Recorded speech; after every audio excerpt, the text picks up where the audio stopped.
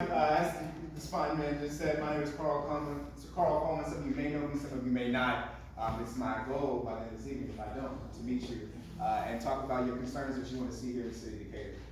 Because we truly are at a pivotal moment in a lot of different regards. Some of them were spoke to, so I don't want to backtrack, but I'm going to get there. So I just wanted to say first and foremost, I don't see this as my own campaign. I was talking to Ms. Wally a second ago. I see this as our campaign. You know, this is just one cog in the wheel, so to speak, in one phase of the movement. I mean, we got to take this in context for what's going on in our community, what has been going on for quite some time.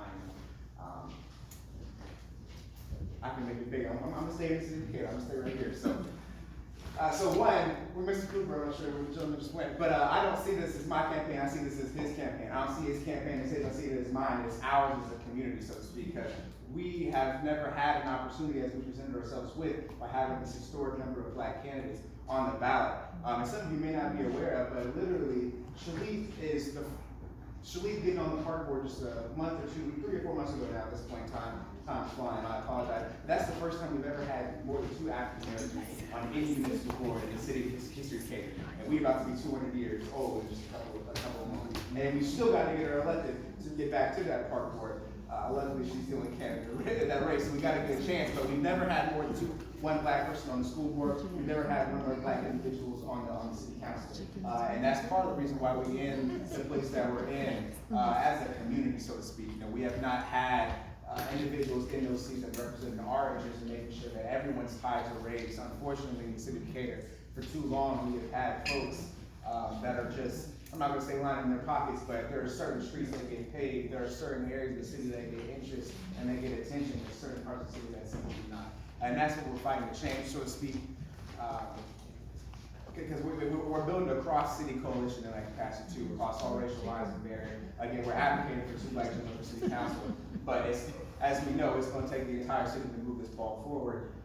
The school board is no different. I mean, Jacob's in the back, Patrice is here. I mean, we have the opportunity to get even three black people on the school board, as long as we can organize ourselves as a community to get that job done. Just looking at the numbers standpoint, usually there's less than 5,000 people that vote in our municipal elections. Around 2,000 or such are African American.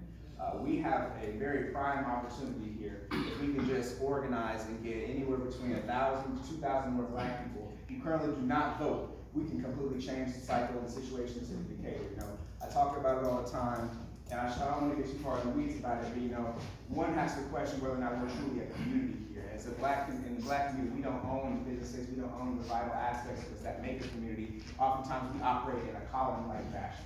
But in the city of Decatur, we have so much potential in front of us that we can completely jump over community and go to kingdom as long as we can just organize a requisite number of African Americans and get all other people as well, brown, black, and yellow, to come out and see the vision of what we're trying to do too. Because now I am running to be a champion of our community in that capacity, along with Dennis on the city council. But as he said, we are going to be working citywide. We represent everyone in that capacity. And the city of Decatur got a whole lot of work to do. Just we got a whole lot of work to do in our community. So do we everywhere across the board. And so with that being said, I'm going to move into some of my policy points and things that I'm running for actively now, but also too, that's why I'm saying it's not just my campaign. This isn't going to be done on April 4th. We got to take this furthermore. So we got to look 2 years in advance, 4 years in advance, where we're going to be at in the black community in 10 years, you know, things of that nature there.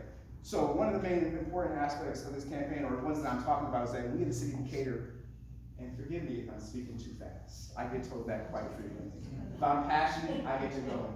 If I don't speak with my hands, I'll go a little fast. So remind me sometimes. So I just got there. So we need to learn to embrace and reinvent Decatur. We need to learn to thrive in Decatur with a smaller population, but we have to be pursuing fervently on growth and innovation. You know what I'm saying? As Mr. Cooper alluded to, there are a lot of different businesses that are coming here or have been in the past that are seeking to expand their operations, but that's, and we want to see that, so don't want to say by but, don't take it as a negative, but those are within the traditional manufacturing industries in which we have always been kind of predicated on as a city. And I want to see it grow, I want to see it thrive, but I want to see our bread basket a little more fully, you know what I'm saying? I want to get a little more innovative in how we approach businesses here. You know, working for Senator Turner these past couple of years, or in government politics in general, I travel a lot around the city of Illinois, and I see how other cities do different things there, how they approach and entice businesses to come, or how they try to cultivate smaller businesses and entrepreneurship in their own community. So one, I want to continue to try and bring in larger employers. For instance, Amazons of the world, things of nature, they're going to come and bring in, millions of dollars, billions of dollars of investment. But I also want to see our mom and pop shops or young Black entrepreneurs like Belverde, what they're doing here with Black Chamber of Commerce. I want to see them be cultivated as well. There's a lot of different areas and avenues that we could pursue if we just had the drive to do so. I mean, you'd be even surprised, just right down the road to Taylorville. I mean, say it's a small gesture by putting a poster on a dilapidated business and saying, we want you to start a business here and see if you can reach out to the city about getting funding to make your dream a reality and benefit our community. I think we can do something as simple as that. I mean, and that goes a long way too. I mean, to see what can be done with a little bit of potential and knowledge and drive to do so is truly beautiful. And City of Decatur, we got a lot of that. We got a lot of individuals that are hungry, but just need the avenues and the skills to get where they want to go. So embracing and innovating off what we have going on here. As he spoke, we have the Devon, we have had the celebration in the past. There are different things that are going on here culturally and socially that we could amplify, not only one, to give our community a new identity, but two, that would also be bringing in the economic prosperity that we are seeking to have here as a community. And forgive me, some of the points that I'm saying are going to be similar to what Brother Cooper did, and that's why I see our races and our campaigns in such close proximity. He said, the business, cannabis is a huge one. I mean, I was just talking about that this morning in Springfield. Springfield, on average, pulls in $2 to $3 million in tax revenue, which goes directly back into their community. And right now, in the city of Decatur, say whatever you will about the situation or your feelings towards it, it's going to happen in our community regardless, as it has been for decades, literally. We've been put in jail for such, but now there are white individuals that are making millions of dollars off of this profit here. And we, as a community, as Black folks in the community wide, are being shut out of that. We're going to let Harristown, which I got one for Harristown, I'm not going to just, not rag on them, but that's something that we as the city of Decatur should be taking advantage of. That's $2 to $3 million that could be going into putting money down and fixing Mrs. Cook's porch. We talk all the time about neighborhood revitalization, and that's one of my points. I want to see neighborhood revitalization continue, but I also want to see neighborhood revitalization happen in truly effective ways that's going to make something tangible done for our community. You know what I'm saying?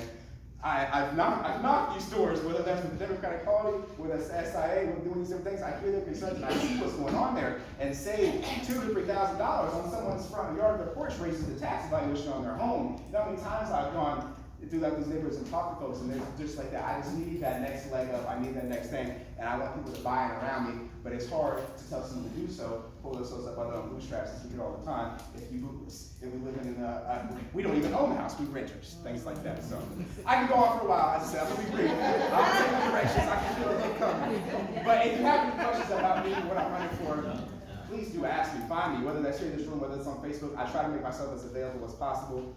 So I appreciate the time.